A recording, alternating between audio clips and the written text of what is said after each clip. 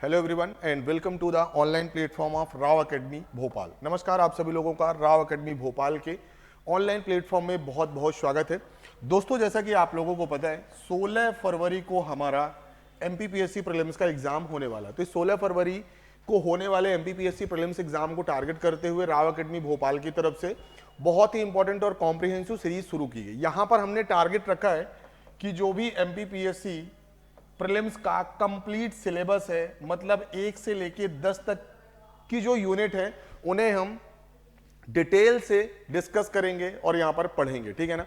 आज की क्लास में यहां पर हम यूनिट नंबर 6 और बात करेंगे इकोनॉमी ऑफ मध्य प्रदेश में। बहुत ही इंपॉर्टेंट टॉपिक है एग्रीकल्चर या major crops of Madhya Pradesh, major crops of Madhya Pradesh. तो आज की क्लास में इस टॉपिक को हम डिटेल से पढ़ने वाले हैं। चलिए फिर आज की क्लास को शुरू करते हैं।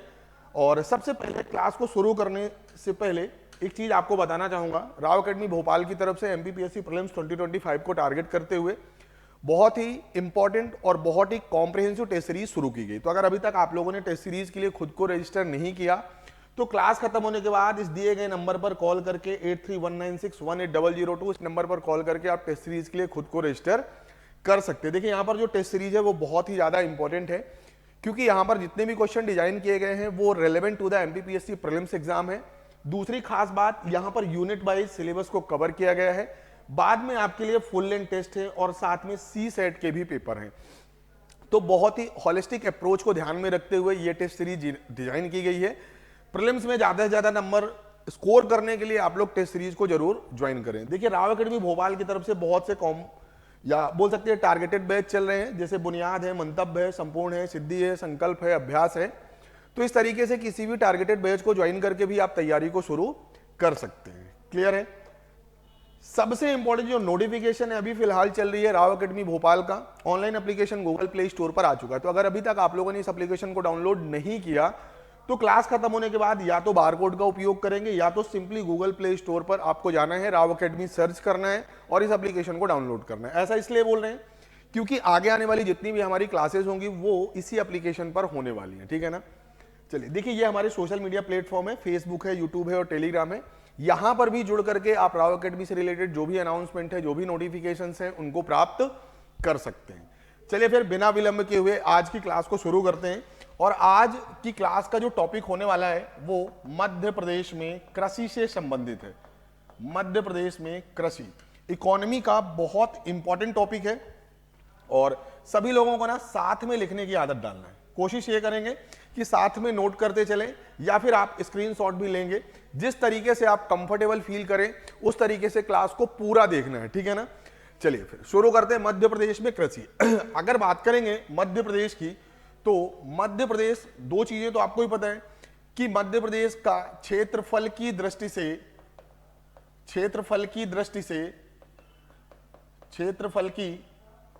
दृष्टि से भारत में दूसरा स्थान है। कौन सा स्थान है? दूसरा।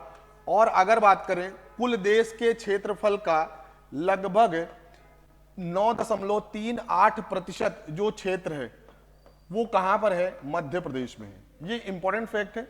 आप बताएंगे sir Madhya Pradesh ranks second in India in the terms of area. अगर बात करेंगे it accounts 9.38% of the total area of India. Bharat के कुल क्षेत्रफल का 9.38% क्षेत्रफल कहां पर है? मध्य प्रदेश में है।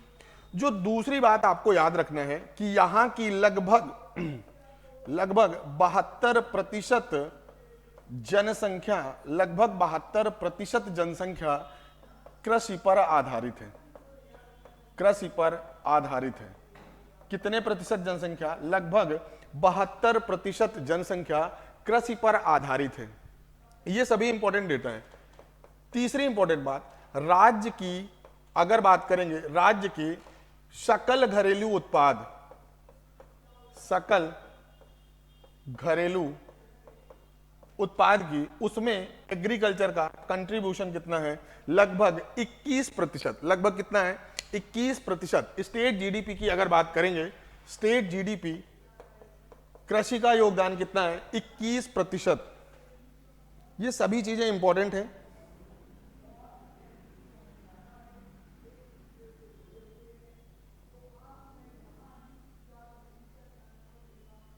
ये सभी चीजें आपको नोट करते चलना है। जो चौथा इंपॉर्टेंट पॉइंट है आपको लिखना है क्रॉप डेंसिटी, या इसी को फसल घनत्व तो बोलते हैं, क्रॉप डेंसिटी। देखिए ये जो भी डेटा यहां पे हम लिख रहे हैं ना, वो प्रीलिम्स में एज इट इज पूछे जाने की पॉसिबिलिटी है, ठीक है ना। तो क्रॉप डेंसिटी या इसी को बोलते हैं फसल घनत्व। फसल घनत्व का मतलब क्या है, कितने प्रतिशत भूभाग पर खेती या फसलें उगाई जाती हैं। जैसे मध्य प्रदेश का कुल क्षेत्रफल आपको ही पता है 308,252 स्क्वायर किलोमीटर है, तो अब पूरे ही क्षेत्रफल में फसल या खेती तो नहीं होगी। तो फसल घनत्व का मतलब है कितने भूभाग पर फसल या फसलें उगाई जाती हैं, और उसे अगर हम टोटल एरिया से डिवाइड करेंगे तो हमें मिलेगा क्रॉप डेंसिटी। बातें क्लियर है क्या? क्रॉप डेंसिटी लिखेंगे, क्रॉप डेंसिटी 190.03% है। इंपॉर्टेंट है, 190.03%, ठीक है ना। जिसमें से अगर बात करेंगे खरीफ की फसल और रबी की फसल टोटल कितनी है, तो लिखेंगे 146 लाख हेक्टेयर, ये लगभग है, अप्रोक्स।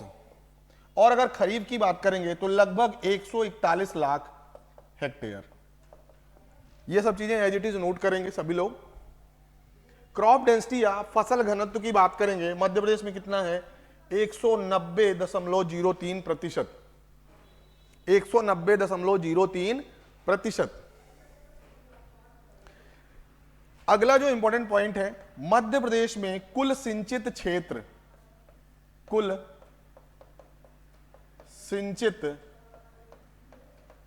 या इसी को बोलते हैं टोटल एरिगेटेड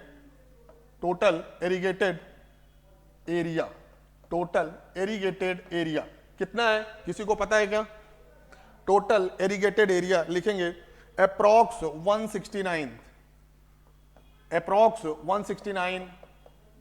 लाख हेक्टेयर। ये इंपॉर्टेंट है, सभी चीजें एज इट इज आपको नोट करना है। अब अगला जो इंपॉर्टेंट पॉइंट है, लैंड होल्डिंग। यहां पर तीन चीजें आपको नोट करना है। एक तो एवरेज कितनी है, फिर लिखेंगे सबसे कम लीस्ट, और सबसे ज्यादा मतलब हाईएस्ट।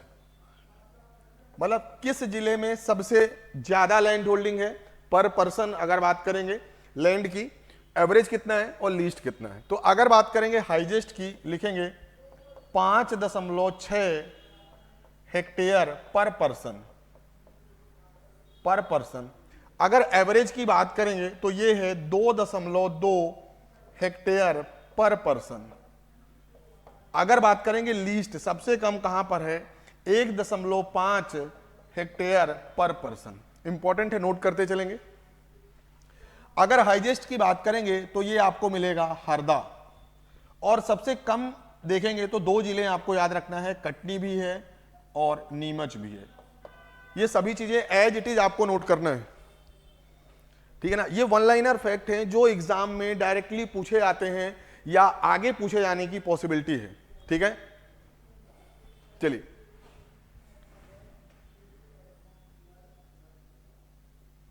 अब अगर बात करेंगे पूरे भारत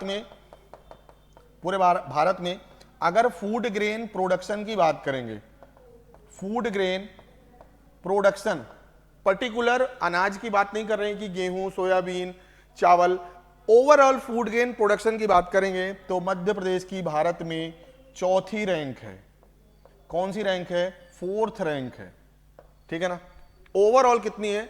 4th रैंक है। इंपॉर्टेंट है, सभी लोग नोट करेंगे। ओवरऑल फूड ग्रेन प्रोडक्शन में मध्य प्रदेश की कौन सी रैंक है? 4th रैंक है। सभी लोग चीजों को नोट करेंगे।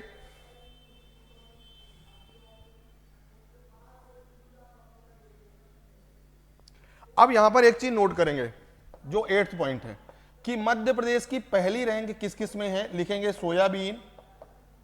सोयाबीन, दलहन फसलें जितनी भी पल्सेज हैं, और तिलहन फसलें, ऑयल सीड प्रोडक्शन। इन तीनों में मध्य प्रदेश पहले नंबर पर है भारत में। सोयाबीन, दलहन फसलें और तिलहन फसलें। ठीक है, चीजों को एज इट इज आपको नोट करना है। एक बार फिर से देखेंगे, क्षेत्रफल की दृष्टि से मध्य प्रदेश भारत का दूसरा सबसे बड़ा राज्य है, जिसका अगर बात करें एरिया का, तो भारत के कुल क्षेत्रफल का लगभग 9.38% क्षेत्र मध्य प्रदेश में है। 72% जनसंख्या किस पर आधारित है? कृषि पर आधारित है। इसीलिए हम बोल सकते हैं कि मध्य प्रदेश एक कृषि प्रधान अर्थव्यवस्था है। मध्य प्रदेश की अर्थव्यवस्था कैसी है? कृषि प्रधान या एग्रीगेरियन है। ये सभी इंपॉर्टेंट है, ठीक है ना। यहां पर ध्यान देना है कि क्रॉप डेंसिटी कितना है? 190.03%, ठीक है ना। और अगर खरीफ की फसल की बात करेंगे तो लगभग 146 लाख हेक्टेयर में खरीफ की फसलों की बुआई होती है और रबी की फसलों की लगभग 141 लाख, ठीक है। अगर यहां पर बात करेंगे टोटल एरिगेटेड एरिया या सिंचित क्षेत्र की, लगभग 169 लाख हेक्टेयर है। लैंड होल्डिंग की बात करेंगे तो एवरेज कितना है? 2.2 हेक्टेयर पर पर्सन एवरेज है पूरे मध्य प्रदेश का। और अगर भारत की बात करेंगे तो पता है कितना है? 2.4 हेक्टेयर पर पर्सन इन इंडिया। भारत में कितना है? 2.4। भारत में कितना है? 2.4। सबसे कम लैंड होल्डिंग कहां पर है? आप बताएंगे सर। कटनी और नीमच दोनों ही जिलों में 1.5 हेक्टेयर पर पर्सन। अगर बात करेंगे सबसे ज्यादा की तो वो कहां पर है? 5.6 हेक्टेयर पर पर्सन इन हरदा। चलिए, इतनी चीजें अगर क्लियर है तो फिर आगे बढ़ेंगे।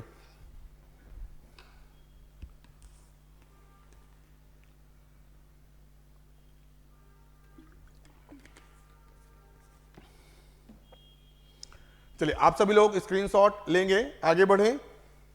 और अब यहां पर चीजों को ध्यान से समझना है।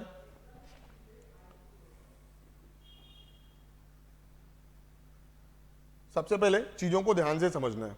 अच्छा, आगे बढ़े उसके पहले एक चीज आपको बताना चाहूंगा कि जो मध्य प्रदेश का कृषि कल्याण एवं पशुपालन विभाग है। कृषि कल्याण एवं पशुपालन विभाग है। उसके हिसाब से मध्य प्रदेश में 5 कृषि क्षेत्र हैं।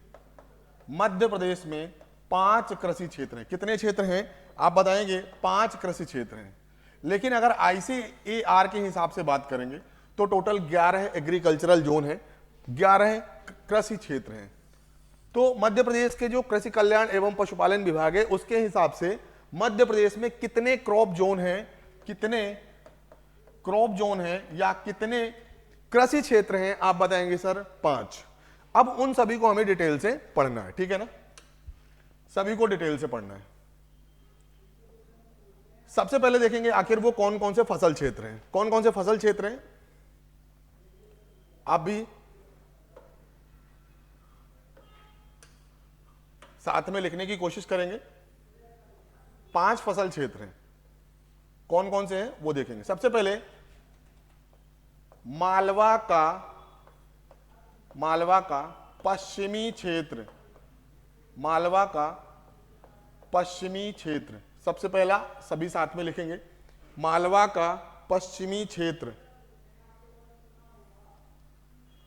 फिर आगे लिखेंगे गेहूं और ज्वार का उत्तरी क्षेत्र। गेहूं और ज्वार का उत्तरी क्षेत्र। तीसरा लिखेंगे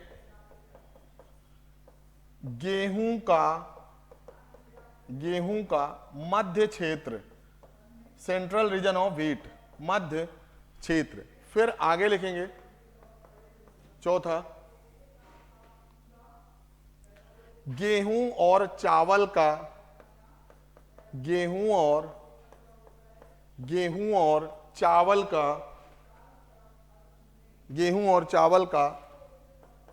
उत्तर पूर्वी क्षेत्र।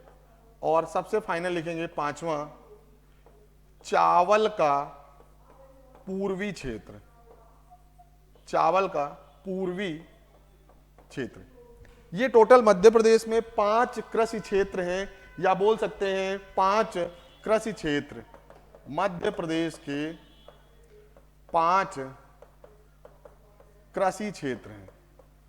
इंपॉर्टेंट है, ये सभी चीजें लिखते चलना। ये प्रीलिम्स में भी एज इट इज पूछते हैं और मेंस में भी पूछते हैं कि मध्य प्रदेश के कृषि कल्याण एवं पशुपालन विभाग के हिसाब से मध्य प्रदेश में कितने कृषि क्षेत्र हैं। आपका आंसर होगा सर 5। वो कौन कौन से हैं आप बताएंगे सर। सबसे पहले मालवा का पश्चिमी क्षेत्र, सबसे पहले तो आपको याद रखना है मालवा का पश्चिमी क्षेत्र। मालवा का पश्चिमी क्षेत्र, जो उत्तर वाला क्षेत्र है वो गेहूं और ज्वार का है। मध्य क्षेत्र जो है मध्य प्रदेश का वो गेहूं का है। अगर बात करेंगे गेहूं और चावल उत्तर पूर्वी क्षेत्र, और जो पूर्वा का पूरा पूर्वी क्षेत्र है वो चावल का क्षेत्र है। अब देखिए इस चीज को मैप के माध्यम से भी समझते हैं।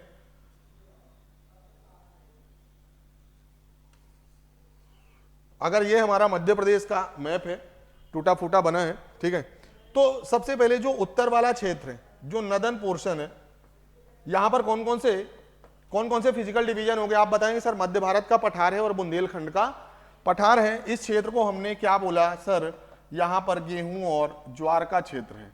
दूसरी बात, यहां पर कौन सी मिट्टी मिलेगी आप बताएंगे, यहां पर जलोढ़ मिट्टी मिलेगी। कौन सी मिट्टी मिलेगी, जलोढ़ मिट्टी मिलेगी। बातें क्लियर है क्या।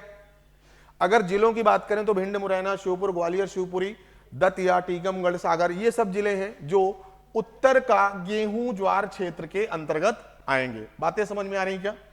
अगर बात करेंगे पूर्वी, मध्य प्रदेश का जो पूर्वी जिला है या पूर्वी क्षेत्र है, जिसे आप बोलते हैं बघेलखंड का पठार, और मैंने आपको बताया था कि यहां पर कौन सी मिट्टी मिलेगी, कौन सी मिट्टी मिलेगी, लाल पीली मिट्टी मिलेगी, और यहां पर धान या चावल की बहुत पैदावार होगी या चावल की खेती होगी, ठीक है ना।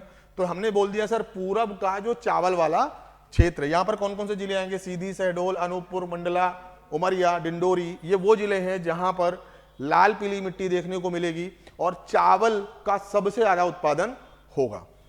अगर बात करें पूरा का पूरा जो पश्चिम वाला क्षेत्र है, पूरा का पूरा जो पश्चिम वाला क्षेत्र है, आपको ही पता है मालवा के पठार में काली मिट्टी आपको मुख्य रूप से मिलेगी, ठीक है ना। अब काली मिट्टी में 2 फसलें आपको याद रखना है। जो मालवा है सोयाबीन, और बोल सकते हैं सोयाबीन के साथ साथ कपास। तो मध्य प्रदेश का जो पश्चिमी हिस्सा है वो सोयाबीन और कपास की खेती के लिए प्रसिद्ध है।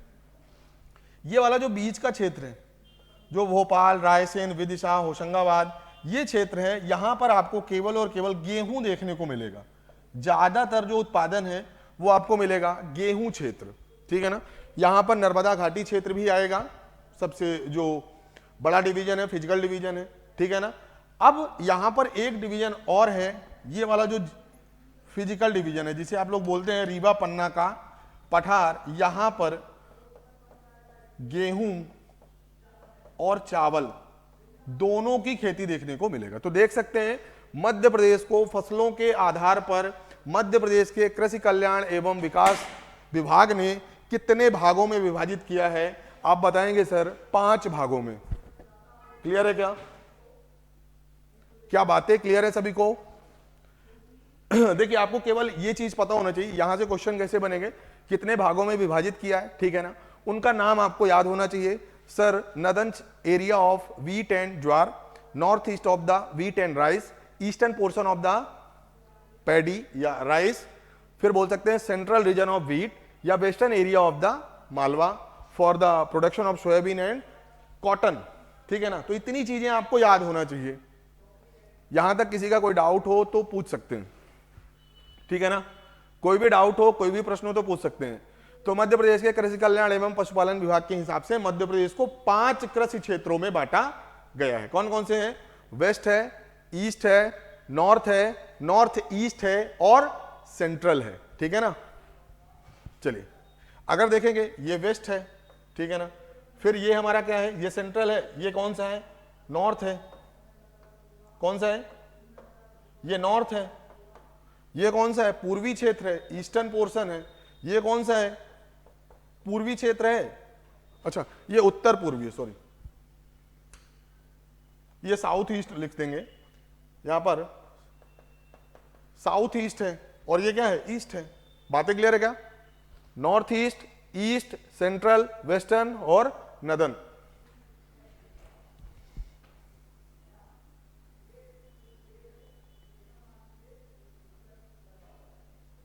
चलिए यहां तक अगर किसी का कोई भी डाउट हो, कोई भी प्रश्न हो तो पूछ सकते हैं, ठीक है।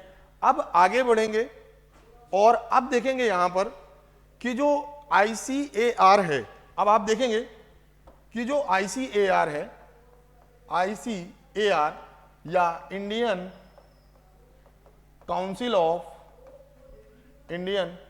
ऑफ एग्रीकल्चर एंड रिसर्च, इसके हिसाब से मध्य प्रदेश को कितने फसल क्षेत्रों में बांटा गया है, तब आपका आंसर होगा सर 11। और आपको बता दूं कि प्रीलिम्स तक तो ठीक है, ये question as it is mains में पूछा जा चुका है, एज इट इज ये क्वेश्चन मेंस में पूछा जा चुका है। मध्य प्रदेश को कितने क्रॉप जोन में डिवाइड किया गया है, कितने फसल क्षेत्रों में विभाजित किया गया है, अकॉर्डिंग टू ICAR 11 है। और वो आपको नाम याद रखना है। देखिए अगर नाम आपको पता है ना तो आप बहुत अच्छे से उन चीजों को कर पाएंगे। और इवन सबसे पहले अगर मैं बोलूं, नाम भी याद नहीं है, अगर आपको फिजिकल डिवीजन पता है कि कौन सा फिजिकल डिवीजन कहां पर है और उस फिजिकल डिवीजन में कौन कौन से जिले शामिल हैं, तो आप इस चीज को बहुत आसानी से कर पाएंगे। आइए देखते हैं वो कौन कौन से हैं फिजिकल डिवीजन। सबसे पहले देखेंगे छत्तीसगढ़ प्लेन। अब जैसा कि यहां पर लिखा है छत्तीसगढ़ प्लेन, आपको भी पता है कि मध्य प्रदेश के पूर्व में छत्तीसगढ़ है, पूर्व में छत्तीसगढ़ है, मतलब छत्तीसगढ़ से लगे हुए जो जिले हैं, ठीक है ना, वहीं पर छत्तीसगढ़ प्लेन डिवीजन आपको देखने को मिलेगा या जोन देखने को मिलेगा। देख सकते हैं कौन कौन से जिले हैं। बालाघाट इंपॉर्टेंट है, आपको केवल एक ही जिला याद रखना है, बालाघाट, ठीक है ना। अब देखिए यहां पर अगर रेनफॉल की बात करेंगे तो बालाघाट में जो रेनफॉल एरिया या रेनफॉल है वो आपको ही पता है कि मध्य प्रदेश के पूर्व में अच्छी खासी बारिश होती है, ठीक है भैया।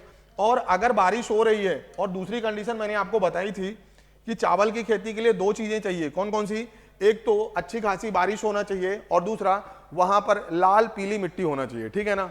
तो मध्य प्रदेश की ईस्टर्न पोर्शन में आपको ही पता है रेड येलो सॉइल भी है और बारिश भी ठीक ठाक हो रही है। तो छत्तीसगढ़ प्लेन है, बालाघाट जिला शामिल है और यहां पर चावल की खेती होती है। फिर देखेंगे northern hills region of the Chhattisgarh.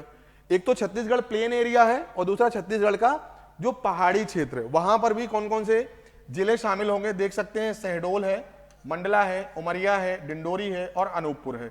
और मध्य प्रदेश के पूर्व में एकमात्र मुख्य फसल आपको याद रखना है और वो है चावल। बातें क्लियर है क्या।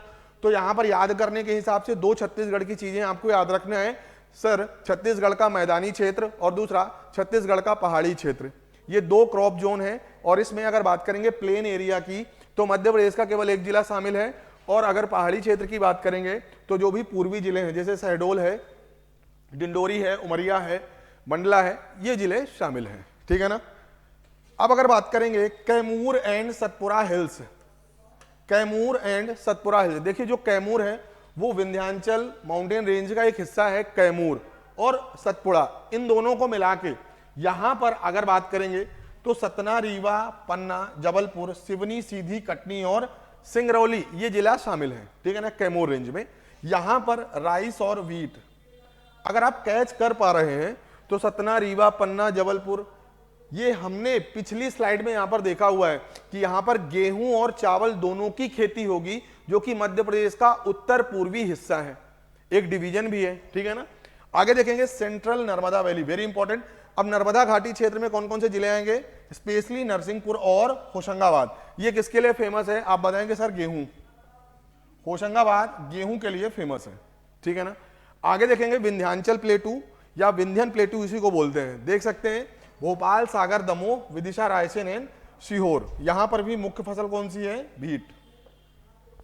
आगे देखेंगे गिर्ड रीजन, देखिए जो ग्वालियर और उसके आसपास का क्षेत्र है, ग्वालियर का या ग्वालियर के आसपास का जो क्षेत्र है, आसपास का जो क्षेत्र है, या फिर मध्य प्रदेश का जो चंबल क्षेत्र है, चंबल क्षेत्र है, उसे गर्ड रीजन बोला जाता है। तो याद रखेंगे यहां पर अपने मन से मत लिखिएगा मध्य भारत का पठार या चंबल घाटी क्षेत्र, आप एज इट इज लिखेंगे गर्ड रीजन, ठीक है ना, क्योंकि ये डिवीजन आपने नहीं किया, ये डिवीजन किया है ICAR ने, ठीक है ना। आपको याद रखना है कि ये क्षेत्र किसका है, व्हीट और ज्वार। मैंने आपको बताया था कि मध्य प्रदेश का जो उत्तरी क्षेत्र है वो उसका नाम क्या है, उत्तर का ज्वार और गेहूं का क्षेत्र, ठीक है ना। तो देख सकते हैं यहां पर एरिया है ग्वालियर, भिंड, मुरैना, श्योपुर, शिवपुरी और गुना। अब देखेंगे यहां पर बुंदेलखंड, बुंदेलखंड में देखेंगे वीट और ज्वार है। जैसा कि मैंने आपको बताया था कि जो सेंट्रल इंडिया प्लेटू है और बुंदेलखंड प्लेटू है, वहां पर आपको वीट और ज्वार देखने को मिलेगा। सतपुरा प्लेटू, ध्यान से देखेंगे, सतपुरा प्लेटू, यहां पर कौन कौन सी चीजें आएंगी, बैतूल और छिंदवाड़ा, ठीक है ना। तो मुख्य फसल वीट और ज्वार है। अगला है मालवा प्लेटू, मालवा में आपको भी पता है काली मिट्टी मिलेगी, कॉटन और ज्वार के लिए फेमस है। निमार वैली, जो निमार घाटी है, ये भी कॉटन और ज्वार के लिए फेमस है, ठीक है। और झाबुआ हिल्स इंपॉर्टेंट है, झाबुआ हिल्स मेनली झाबुआ और अलीराजपुर जिला शामिल है, कॉटन और ज्वार। तो अगर आप एक चीज देख पा रहे हैं कि यहां से लेके यहां तक ये सब मध्य प्रदेश के पश्चिमी भाग की बात कर रहे हैं, ठीक है ना। जहां पर हमने देखा सर मालवा का पठार, ठीक है ना, पूरा का पूरा पश्चिमी क्षेत्र जो पठारी क्षेत्र है। फिर हमने देखा निमार का जो घाटी वाला क्षेत्र है, निमार वैली, निमार वैली में जैसे आप लोग सुनते होंगे ना, Barwani hills, Asirgarh hills, Gwaligarh hills, ये सब निमार वैली के हिस्से हैं। और फिर झाबुआ हिल्स की बात करेंगे, ठीक है ना। तो हर कुछ वेस्टर्न में आपको कॉटन ज्वार देखने को मिलेगा। अगर बात करेंगे ईस्ट में आपको राइस देखने को मिलेगा, सेंट्रल एरिया में आपको क्या देखने को मिलेगा, वीट, बस केवल और केवल गेहूं। तो इस तरीके से ये सभी चीजें आपको याद होना चाहिए, ठीक है ना। एक बार फिर से देख सकते हैं सर, दो चीजें आपको याद रखना है, छत्तीसगढ़ से संबंधित है। फिर आप देखेंगे कैमूर एंड सतपुरा हिल्स की बात करेंगे, फिर बात करेंगे नर्मदा घाटी की, विंध्याचल प्लेटू की, गढ़ रीजन की, बुंदेलखंड, सतपुड़ा, मालवा, निमाड़ और झाबुआ हिल्स। तो इस तरीके से आपको एक दो बार याद करेंगे, पढ़ेंगे तो चीजें समझ में आएंगी। मैं बार बार बोल रहा हूं, ये जो टेबल है बहुत ज्यादा इंपॉर्टेंट है, बहुत ज्यादा। और देखिए यही चीजें हैं ना जो बाकी स्टूडेंट से आपको अलग बनाएंगी, क्योंकि जो सिंपल क्वेश्चन होंगे, जो सरल सवाल होंगे, वो तो सब कोई सही करेगा। जहां पर लोगों से गलतियां होंगी और आप आगे निकलेंगे, वो चीजें ये हैं, ठीक है ना।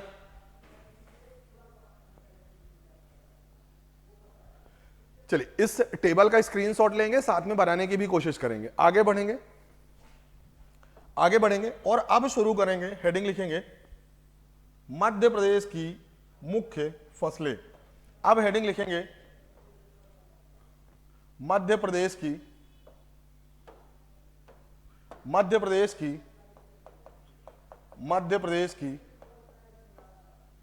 मुख्य फसलें।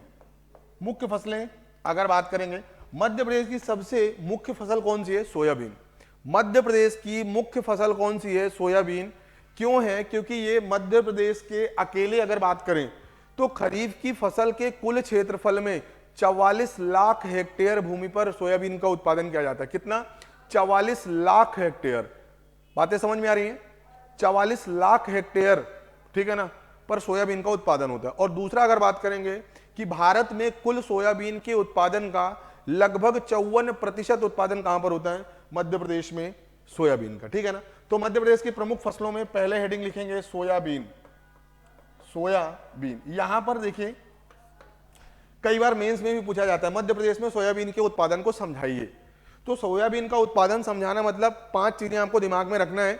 मेंस की बात बता रहा हूं कि मध्य प्रदेश में सोयाबीन किस प्रकार की मिट्टी में उत्पादित किया जाता है, किस क्षेत्र में सोयाबीन का उत्पादन होता है, और सोयाबीन से संबंधित जो भी आप जानते हो वो सब कुछ लिख दो कि भैया 54% योगदान है, 44 लाख हेक्टेयर भूमि पर उत्पादित होता है, ये प्रमुख जिले हैं जहां पर सोयाबीन का प्रमुख उत्पादन होता है, सोयाबीन का रिसर्च सेंटर यहां पर है। तो इस तरीके से सोयाबीन का सबसे बड़ा एशिया का प्लांट कहां पर है, उज्जैन में है। वो सभी चीजें आपको यहां पर लिखना है। आइए शुरू करते हैं। अगर बात करेंगे सोयाबीन के लिए मध्य प्रदेश में कौन सा क्षेत्र फेमस है, मालवा का क्षेत्र, अकेले मालवा का पठार है। दूसरी अगर बात करेंगे सोयाबीन, अगर मैंने मालवा क्षेत्र लिख दिया तो उम्मीद है कि मालवा प्लेटू के सभी जिले आपको पता हैं। कौन कौन से जिले हैं, जैसे इंदौर है, धार है, उज्जैन है, ठीक है ना, खंडवा है, खरगोन है, ठीक है, झाबुआ है, अलीराजपुर है, वो सब जिले मालवा क्षेत्र के अंतर्गत आते हैं। बातें क्लियर है क्या सभी को? बातें क्लियर है क्या? अगर बात करेंगे सोयाबीन का जो कृषि क्षेत्र है वो कितना है, लगभग 44 लाख हेक्टेयर। अगर बात करेंगे योगदान की, भारत में योगदान की बात करेंगे तो लगभग 54% सोयाबीन का उत्पादन कहां पर होता है? मध्य प्रदेश में। ये सभी चीजें नोट करते चलेंगे। अब अगर बात करेंगे सोयाबीन की, लिखते चलेंगे सोयाबीन की। अब आप देखिए ये सोयाबीन, सबसे पहले ना एक चीज समझते हैं, मैं आपको बताना चाहूंगा कि जो फसलें होती हैं वो तीन तरीके की होती हैं। एक को बोलते हैं रबी और दूसरे को बोलते हैं खरीफ। खरीफ का मतलब क्या होता है? जून जुलाई में बुआई होगी और अक्टूबर नवंबर में कटाई होगी, उसे बोलते हैं खरीफ की फसल। और रबी की फसल क्या होता है? अक्टूबर नवंबर में बुआई होगी और अप्रैल मई या मार्च अप्रैल में क्या होगी? फसलों की कटाई, उसे बोलते हैं रबी की फसल। अब आप सभी को पता है सोयाबीन किसकी फसल है? खरीफ की फसल, खरीफ की फसल है, ठीक है ना। और सोयाबीन मालवा क्षेत्र, मैंने बोला तो हमेशा आपको किस तरह की मिट्टी में ज्यादातर उत्पादन देखने को मिलेगा? काली मिट्टी। अब अगर बात करेंगे सोयाबीन अनुसंधान केंद्र कहां पर है? सोयाबीन अनुसंधान केंद्र लिखेंगे इंदौर। कहां है? इंदौर। और सोयाबीन का जो एशिया का सबसे बड़ा प्लांट है, एशिया, साथ में लिखते चलेंगे, एशिया का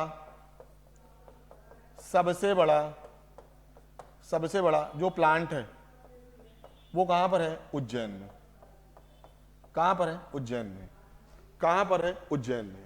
तो इतनी चीजें हैं जो आपको सोयाबीन से संबंधित एमपीपीएससी प्रीलिम्स के लिए याद रखना है। कौन कौन सी चीजें हैं सर? सोयाबीन की अगर बात करें तो मध्य प्रदेश का पूरे भारत में पहला स्थान है। दूसरी बात अगर करें तो ये मध्य प्रदेश में लगभग 44 लाख हेक्टेयर भूमि पर उत्पादित होता है। भारत में 54% जो सोयाबीन का उत्पादन है वो अकेले मध्य प्रदेश करता है।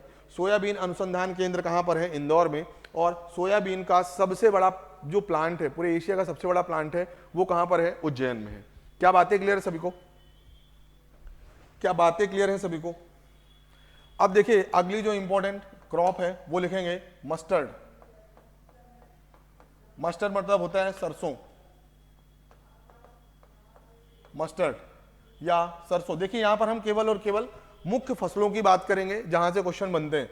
अगर बात करेंगे सरसों के लिए तो देखिए एक चीज याद रखेंगे, सरसों के लिए जलोढ़ मिट्टी चाहिए। क्या चाहिए? जलोढ़ मिट्टी। देखिए आप खुद पहचान जाएंगे कि इसका उत्पादन सबसे ज्यादा कहां पर होगा। जलोढ़ मिट्टी चाहिए, ठीक है ना। और दूसरा ये सेमी एरिड या बोल सकते हैं अर्ध शुष्क क्षेत्रों की फसल है। अर्ध शुष्क मतलब जो सरसों का पेड़ होता है ना उसके लिए ज्यादा सिंचाई की जरूरत नहीं होती, ज्यादा वाटर अवेलेबिलिटी की जरूरत नहीं होती। अर्ध शुष्क या सेमी एरिड क्षेत्रों की फसलें हैं। दूसरी बात, अब ये कंडीशन आपको कहां पर दिखेगी? मध्य प्रदेश का जो उत्तर वाला भाग है या इसी को बोलते हैं सेंट्रल इंडिया प्लेटू, मध्य भारत का पठार, मध्य भारत का पठार, मध्य भारत का पठार। सरसों का सबसे ज्यादा उत्पादन आपको कहां पर दिखेगा? मध्य भारत का पठार। मतलब कौन कौन से जिले आएंगे? ग्वालियर है, मुरैना है, भिंड है, श्योपुर है और शिवपुरी है। ओवरऑल अगर बात करेंगे मध्य प्रदेश में सबसे ज्यादा सरसों का उत्पादन किस जिले में होगा? लिखेंगे मुरैना। कहां पर होगा? मुरैना। मुरैना में सबसे ज्यादा सरसों का उत्पादन होता है। और पूरे मध्य प्रदेश में मध्य भारत के पठार में सबसे ज्यादा सरसों के उत्पादन होने की वजह से इसे हम क्या बोलते हैं? सरसों की डलिया। क्या बोलते हैं? सरसों की डलिया। क्यों? क्योंकि मध्य भारत के पठार में सबसे ज्यादा सरसों का उत्पादन होता है। ये सभी चीजें एज इट इज आपको लिखते चलना है। मध्य प्रदेश में किस भौगोलिक विभाजन को सरसों की डलिया बोलते हैं? आप बताएंगे सर मध्य भारत का पठार। लिखते चलेंगे। जो नेक्स्ट इंपॉर्टेंट क्रॉप है वो है वीट या गेहूं। वीट या गेहूं, गेहूं लिखते चलेंगे। वीट या गेहूं।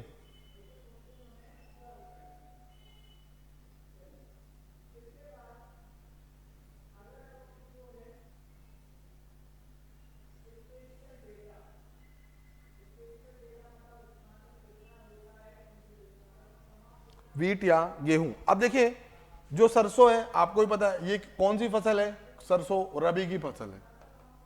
जो गेहूं है वो भी रबी की फसल है, रबी की फसल। अब देखिए यहां पर एक चीज याद रखना, जो गेहूं है गेहूं है उसके लिए काली मिट्टी बहुत जरूरी है, काली मिट्टी या फिर, ठीक है ना, काली मिट्टी सबसे ज्यादा है। दूसरी अगर बात करेंगे जो गेहूं है, गेहूं के उत्पादन में मध्य प्रदेश का तीसरा स्थान है, third in India in wheat production, in wheat production, in wheat production. ठीक है, अब हमने यहां पर क्रॉप जोन में तो देखा ही था कि मध्य प्रदेश में वो कौन कौन से जिले हैं या वो कौन कौन से क्षेत्र हैं जहां पर मुख्य रूप से गेहूं का उत्पादन होगा। तो मैंने आपको बताया था उत्तर पूर्वी क्षेत्र है, जैसे सतना है, रीवा है, सीधी है। फिर मध्य क्षेत्र में भी मैंने आपको बताया था कि मुख्य रूप से रायसेन है, होशंगाबाद है, भोपाल है, विदिशा है, होशंगाबाद है। ये वो जिले हैं जहां पर गेहूं का सबसे अधिक उत्पादन देखने को मिलता है। क्लियर है क्या? अब पूरे विश्व में एक बहुत विश्व प्रसिद्ध सरबती किस्म होता है, विश्व प्रसिद्ध सरबती जो गेहूं है, सरबती किस्म का जो गेहूं है वो केवल और केवल आपको कहां पर देखने को मिलेगा? सीहोर। इंपॉर्टेंट है, सीहोर, सीहोर, ठीक है ना, सीहोर, सीहोर, ठीक है ना। और दूसरा, ये जो गेहूं है, गेहूं का सबसे अधिक उत्पादन कहां पर होता है? मालवा में। गेहूं का सबसे अधिक उत्पादन कहां पर होता है? मालवा में। इसी वजह से मालवा को क्या बोलते हैं? Godown of wheat. क्या बोलते हैं? Godown of wheat. ये सब चीजें ना एज इट इज आपको लिखना है, as it is, as it is question में भी पूछा जाएगा। किस फिजिकल डिवीजन को हम गोडाउन ऑफ व्हीट बोलते हैं? आप बताएंगे सर मालवा, ठीक है ना। सरबती किस्म के गेहूं का उत्पादन मध्य प्रदेश के किस जिले में होता है? सीहोर।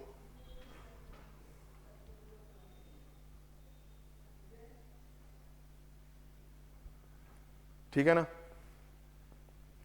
चलिए, यहां तक अगर कोई भी डाउट हो, कोई भी प्रश्न हो तो पूछ सकते हैं। आगे बढ़ेंगे और अब जो इंपॉर्टेंट फूड क्रॉप्स है उसमें लिखेंगे राइस, राइस या चावल, राइस या चावल।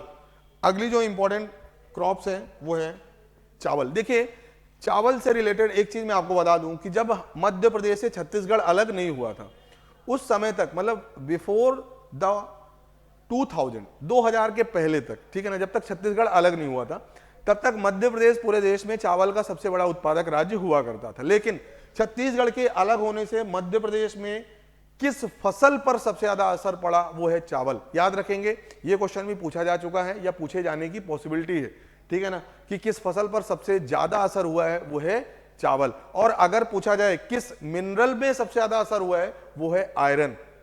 आयरन किस पर ज्यादा असर हुआ है? आयरन। क्योंकि देखिए, कोयले का उत्पादन अभी भी मध्य प्रदेश में हो रहा है पर आयरन तो पूरी तरह से ही गायब है, ठीक है ना।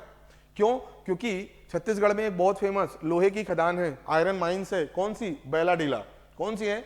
बैलाडीला, ठीक है ना। तो वो छत्तीसगढ़ में। उसी तरीके से अगर फसलों पे प्रभाव की बात करेंगे तो फसलों पर सबसे ज्यादा प्रभाव आपको चावल में देखने को मिलेगा, ठीक है। चलिए, अब देखिए, चावल के लिए दो चीजें मैंने आपको बताई सर। एक तो लाल पीली मिट्टी चाहिए, क्या चाहिए? लाल पीली मिट्टी चाहिए, और साथ में औसत बारिश ठीक ठाक होना चाहिए, औसत बारिश अच्छी होना चाहिए। दूसरी बात, अब जो चावल का क्षेत्र है, मैंने आपको क्या बताया था? मध्य प्रदेश का जो उत्तर पूर्वी हिस्सा है और पूरा का पूरा जो पूर्वी हिस्सा है वहां पर आपको चावल देखने को मिलेगा, ठीक है ना। कौन कौन सा? मध्य प्रदेश का जो उत्तर पूर्वी हिस्सा और मध्य प्रदेश का जो पूर्वी मध्य प्रदेश है वहां पर आपको चावल का उत्पादन देखने को मिलेगा। अगर जिलों की बात करें तो जैसे सतना है, रीवा है, सीधी है, शहडोल है, उमरिया है, मंडला है, डिंडोरी है, अनूपपुर है, बालाघाट है, ये वो जिले हैं जहां पर चावल का उत्पादन आपको देखने को मिलेगा। तीसरी बात, मध्य प्रदेश में कौन सा जिला है जहां पर चावल का सबसे ज्यादा उत्पादन होता है? वो है बालाघाट। कौन सा है? बालाघाट। बालाघाट के बारे में एक चीज याद रखेंगे, बालाघाट का एक चावल है चिनूर चावल, बहुत ही पतला चावल होता है और उसे बालाघाट के लिए जीआई टैग मिल चुका है, जीआई टैग मिल चुका है। इंपॉर्टेंट है, लिखते चलेंगे सभी लोग, ठीक है ना। बालाघाट में एक चिनूर चावल है, इसे जीआई टैग मिल चुका है, ठीक है। चलिए, अगर बात करेंगे चावल के अनुसंधान केंद्र की, चावल अनुसंधान केंद्र या राइस रिसर्च सेंटर मध्य प्रदेश में कहां पर है, किसी को पता है तो बता सकते हैं, लिखेंगे बड़वानी, लिखेंगे बड़वानी। कहां पर है, बड़वानी। बहुत इंपॉर्टेंट चीजें मैं आपको बता रहा हूं, इन चीजों को ना एज इट इज आपको लिखना है।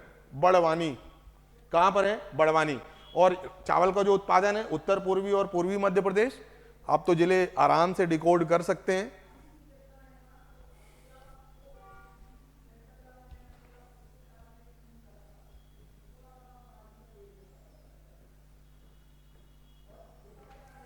चलिए अगली जो इंपॉर्टेंट है, लिखेंगे ग्राउंड नट। ग्राउंड नट मतलब मूंगफली। देखिए दो चीजें याद रखना है, जो मूंगफली है, जो मूंगफली है वो खरीफ की फसल है। कैसी फसल है, खरीफ की। और मध्य प्रदेश में कौन कौन से जिले हैं, जैसे खरगोन है, जैसे खंडवा है, खरगोन है, खंडवा है, मंदसौर है, यहां पर आपको मूंगफली का उत्पादन देखने को मिलेगा। याद रखेंगे मध्य प्रदेश में सबसे ज्यादा ग्राउंड नट या मूंगफली का उत्पादन किस जिले में होता है, आप बताएंगे सर खरगोन। किस जिले में होता है, आप बताएंगे सर खरगोन। इंपॉर्टेंट है, नोट करते चलेंगे। क्वेश्चन में पूछने लायक केवल दो ही चीजें आपको दिमाग में रखना है, सर मध्य प्रदेश में खरगोन ऐसा जिला है जहां पर मूंगफली का सबसे ज्यादा उत्पादन होता है। दूसरा, मध्य प्रदेश में जो मूंगफली है वो किस प्रकार की फसल है, वो है खरीफ। चीजों को एज इट इज नोट करते चलेंगे।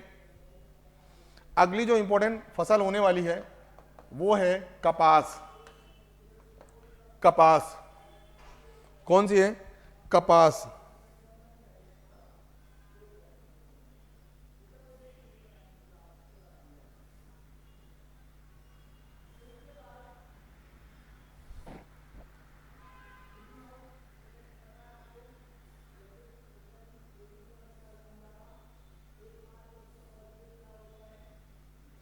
कपास, देखिए कपास आपको भी पता है कि कपास किस मिट्टी की फसल है, काली मिट्टी, ठीक है ना। तो कपास का जो उत्पादन है मध्य प्रदेश में मुख्य रूप से अगर बात करें तो मालवा में भी होगा और निमार में भी होगा। मालवा और निमार, कहां पर होगा, मालवा और निमार। दूसरी चीज आपको दिमाग में रखना है कि जो कपास है इसी की वजह से तो काली मिट्टी को हम क्या बोलते हैं, कॉटन सॉइल या कपास की मिट्टी, ठीक है ना। दूसरी चीज, सबसे ज्यादा जो प्रोडक्शन है वो आपको देखने को मिलेगा खरगोन, दूसरे नंबर पर आपको मिलेगा खंडवा। इसीलिए इन दोनों जिलों को क्या बोलते हैं, गोल्डन डिस्ट्रिक्ट। क्या बोलते हैं, गोल्डन डिस्ट्रिक्ट या स्वर्णिम जिले। किसकी वजह से, क्योंकि खंडवा और खरगोन में सबसे ज्यादा कॉटन का प्रोडक्शन होता है। स्वर्णिम जिला बोलते हैं खंडवा और खरगोन, खंडवा और खरगोन।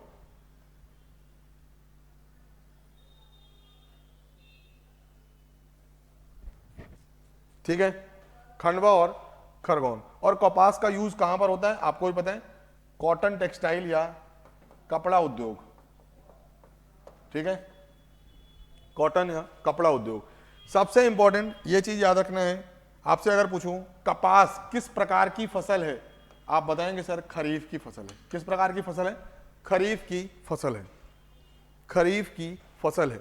इंपॉर्टेंट क्रॉप्स पर हमारा डिस्कशन हो रहा है, खरीफ की फसल है, ठीक है ना। चीजों को नोट करते चलेंगे।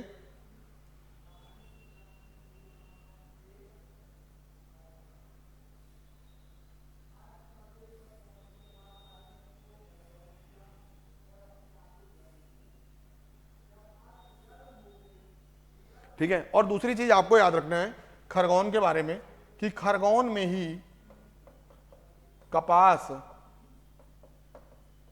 अनुसंधान केंद्र है। कहां पर है, खरगोन में, ठीक है। अगली इंपॉर्टेंट जो आपको याद रखना है, अफीम। अफीम, अफीम या इसी को बोलते हैं ओपियम। क्या बोलते हैं, ओपियम। क्या बोलते हैं, ओपियम। ओपियम या अफीम बोलते हैं, ठीक है ना। तो अफीम आपको ही पता है, ओपियम पोडा करके एक प्लांट होता है, उससे अफीम की खेती की जाती है। मध्य प्रदेश में दो जिले हैं जो आपको याद रखना है, एक तो नीमच और दूसरा मंदसौर, जो अफीम की खेती के लिए प्रसिद्ध है। अफीम का उपयोग जो है वो मेडिसिनल पर्पज के लिए किया जाता है, दवाइयां बनाने के लिए, जैसे कोडेन है, मॉर्फिन है, वो अफीम से बनती। ये दो चीजें तो याद रखना है। अब यहां पर ये याद रखना है सबसे ज्यादा जो उत्पादन है वो नीमच में होता है। कहां पर होता है? नीमच में होता है। कहां पर होता है? नीमच में होता है। दूसरी बात, यहां पर नीमच में एक चीज और याद रखेंगे, नीमच में ओपियम प्रोसेसिंग इंडस्ट्री, या इसी को बोलते हैं अल्केलॉइड फैक्ट्री। अल्केलॉइड फैक्ट्री है, ठीक है ना। कब शुरू की गई थी? 1976 और भारत के वित्त मंत्रालय के द्वारा। कि मतलब जो अफीम का उत्पादन होता है उसकी प्रोसेसिंग करके मेडिसिनल पर्पज के लिए यहां पे ड्रग बनाए जाते हैं। तो ये देखिए मुख्य फसलें हैं, एक बार फिर से देख सकते हैं।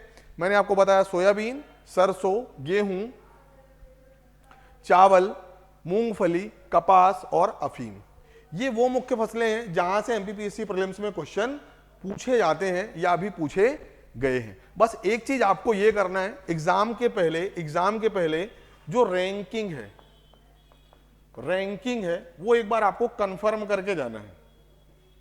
इसलिए मैंने आपको रैंकिंग नहीं बताई, क्योंकि वो हो सकता है करंट इशू या करंट पे आपकी रैंकिंग बदल जाए, तो वो चीज जरूर एक बार देख लेंगे, ठीक है ना। हालांकि हम एक वीडियो आपके लिए जरूर लेकर के आएंगे जहां पर स्पेशली रैंकिंग की बात होगी कि मिनरल्स और एग्रीकल्चर, जहां पर सबसे ज्यादा कंफ्यूजिंग होता है कि इस मिनरल में कौन सा स्थान है या इस फसल के उत्पादन में कौन सा स्थान है, तो उसको लेके एक हम अलग से वीडियो लेके आएंगे करंट अफेयर की, ठीक है।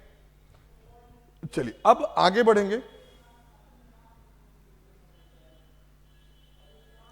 बढ़ेंगे और कुछ इंस्टीट्यूट है उनके बारे में भी आपको लिखना है। कुछ इंस्टीट्यूट है, उन्हें हम दो पार्ट में डिवाइड कर लेते हैं। एक में हम केवल केंद्र लिखेंगे और दूसरे में इंस्टीट्यूशन, संस्थान। तो इधर अगर लिखेंगे इंस्टीट्यूशन या इसी को बोलते हैं रिसर्च सेंटर, ठीक है ना। तो सबसे पहले अगर बात करेंगे सोयाबीन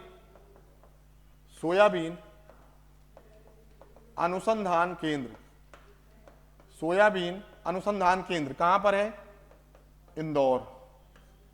कहां पर है? इंदौर। दूसरा, कपास अनुसंधान केंद्र कहां पर है? खरगोन। कहां पर है? खरगोन। तीसरा लिखेंगे चावल अनुसंधान केंद्र बड़वानी। फिर लिखेंगे एशिया का सबसे बड़ा दाल अनुसंधान केंद्र, दाल या पल्स रिसर्च इंस्टीट्यूट इसी को बोलते हैं, दाल अनुसंधान केंद्र लिखेंगे सीहोर।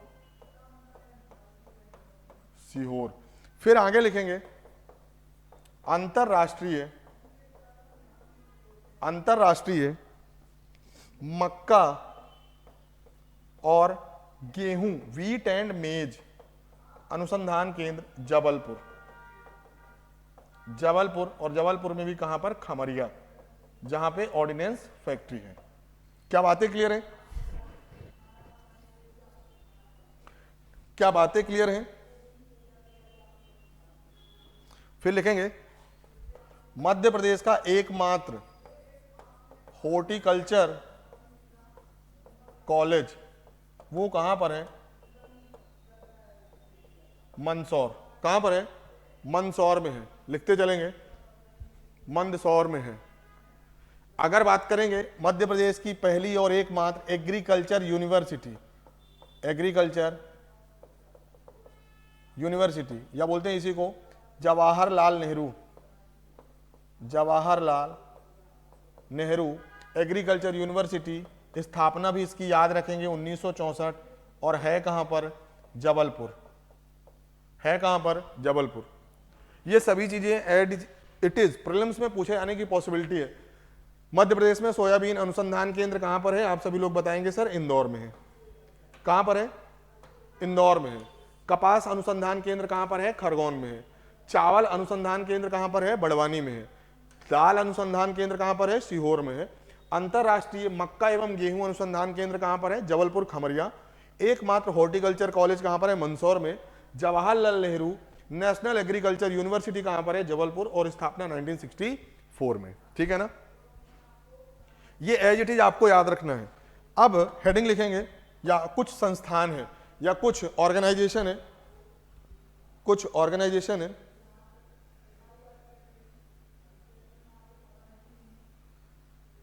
जैसे सबसे पहले लिखेंगे Madhya Pradesh seed and farm development agency. स्थापना बस आपको याद रखना है, हेडक्वार्टर जनरली ज्यादातर आपको भोपाल में ही देखने को मिलेंगे। कब स्थापना हुई? 1980। Madhya Pradesh seed and farm development agency. फिर लिखेंगे land development board, land development board 1977-78। ठीक है ना, 1977-78 लैंड डेवलपमेंट बोर्ड। तीसरा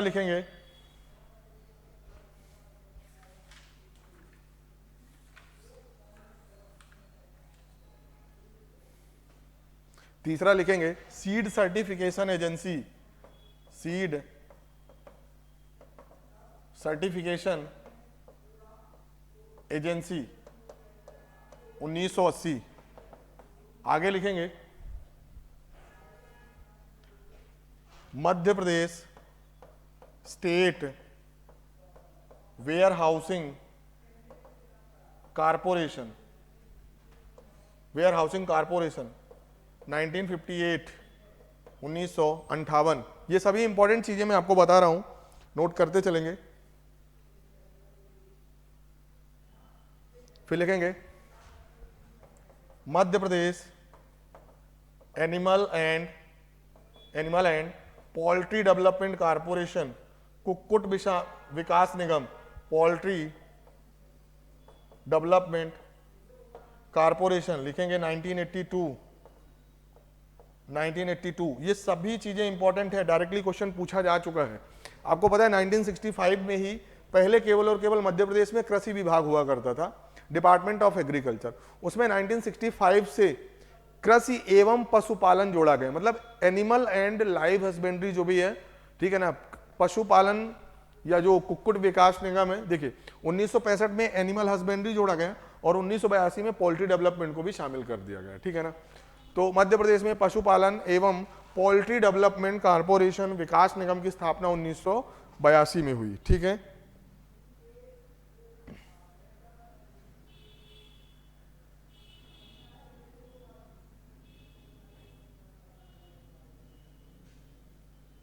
एक और लास्ट लिखेंगे मध्य प्रदेश स्टेट एग्रीकल्चर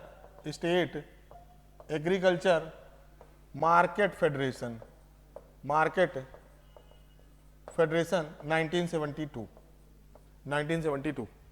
1972। ठीक है ना, तो इतनी सारी चीजें हैं जो आपको एज इट इज याद रखना है, प्रीलिम से इंपॉर्टेंट है। Madhya Pradesh seed and farm development agency 1980 Bhopal, land development board 1977, seed certification agency 1980। ठीक है ना, Madhya Pradesh warehousing corporation 1958, Madhya Pradesh animal plus poultry development corporation 1982 और Madhya Pradesh state agriculture markets federation 1972। तो देखिए ये जो स्लाइड है ना, यहां से हर साल क्वेश्चन पूछे गए हैं और आगे भी पूछे जाने की पूरी पॉसिबिलिटी है। आप सभी लोग फटाफट इसका स्क्रीनशॉट लेंगे या चीजों को साथ में नोट करेंगे।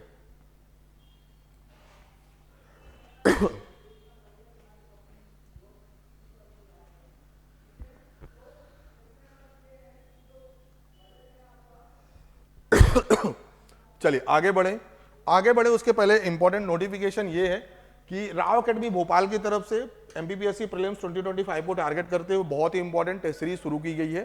तो अगर अभी तक आप लोगों ने इस टेस्ट सीरीज को ज्वाइन नहीं किया, ठीक है ना, तो क्लास खत्म होने के बाद इस दिए गए नंबर पर कॉल करना है 8319618002 और इस टेस्ट सीरीज को जरूर ज्वाइन करना। देखिए पढ़ने से मतलब पढ़ना जितना इंपॉर्टेंट है वो ठीक है, सब कोई थ्योरी पढ़ता है, पर उससे कहीं ज्यादा प्रीलिम्स पॉइंट ऑफ व्यू से इंपॉर्टेंट है ज्यादा से ज्यादा एमसीक्यू लगाना और टेस्ट सीरीज की प्रैक्टिस करना। ठीक है ना, देख सकते हैं टेस्ट सीरीज का शेड्यूल है, यूनिट वाइज सिलेबस कवर किया गया है।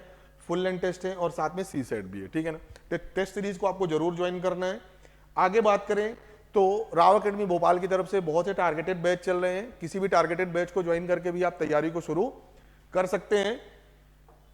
जो सबसे इंपॉर्टेंट नोटिफिकेशन है वो ये है, राव अकेडमी का जो ऑनलाइन एप्लीकेशन है वो गूगल प्ले स्टोर पर आ चुका है। तो अगर अभी तक आप लोगों ने एप्लीकेशन को डाउनलोड नहीं किया तो क्लास खत्म होने के बाद या तो बारकोड का उपयोग करेंगे या फिर सिंपली गूगल प्ले स्टोर पर आपको जाना है, राव अकेडमी सर्च करना है और इस एप्लीकेशन को डाउनलोड कर लेना। ऐसा इसलिए बोल रहा हूं क्योंकि आगे चल के जो भी हमारी एजुकेशनल एक्टिविटीज होंगी, जो भी हमारी क्लासेज अभी यहाँ पर यूट्यूब पर आपको देखने को मिल रही हैं, वो आगे चल के इसी एप्लीकेशन पर मिलने वाली हैं, ठीक है ना। जो भी हमारी डेली क्विजेज होंगे, मॉक टेस्ट होंगे, मेंटरशिप प्रोग्राम होगा, करंट इश्यूज पर जो डिस्कशन होगा, वो सब कुछ एप्लीकेशन पर होगा, ठीक है ना। तो खुद भी आपको एप्लीकेशन डाउनलोड करना है और साथ में दोस्तों के साथ प्रमोट भी करना है। ये हमारे सोशल मीडिया प्लेटफॉर्म है, लाइक फेसबुक है, यूट्यूब है और टेलीग्राम है। यहाँ पर भी जुड़ करके आप राव अकेडमी से रिलेटेड जो भी इंपॉर्टेंट नोटिफिकेशन है, जो भी अनाउंसमेंट है, उनको प्राप्त कर सकते हैं। तो देखिए आज की ये जो क्लास है वो यहीं पर कंप्लीट होती है, ठीक है ना। यहीं पर कंप्लीट होती है। मध्य प्रदेश में जो मुख्य फसलें या मध्य प्रदेश में जो एग्रीकल्चर है उससे रिलेटेड हमारा आज का ये टॉपिक था। तो चलिए फिर आज की इस क्लास को यहीं पर समाप्त करते हैं। आई होप आप लोगों को आज का ये सेशन बहुत अच्छा लगा होगा। तो क्लास को लाइक करना है, चैनल को सब्सक्राइब करना है और सबसे इंपॉर्टेंट दोस्तों के साथ ज्यादा से ज्यादा शेयर करना है। So thank you class and wish you all the best.